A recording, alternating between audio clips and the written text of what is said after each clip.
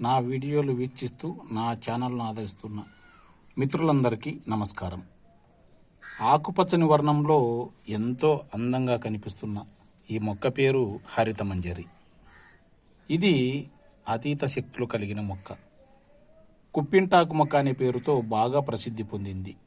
పిప్పెంటాకు అనే పేరుతో అందరి మనసులో స్థానం సంపాదించుకుంది.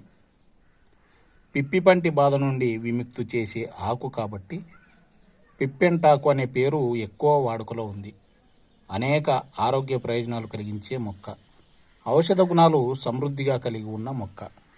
ఈ మొక్క ఆకులు విధి విధానంగా సేకరించి నీడలో ఎండించి నిప్పులపై ధూపంలో వేస్తే ఇంట్లో నిండి ఉన్న నెగటివ్ ఎనర్జీ సమూలంగా తొలగుతుంది.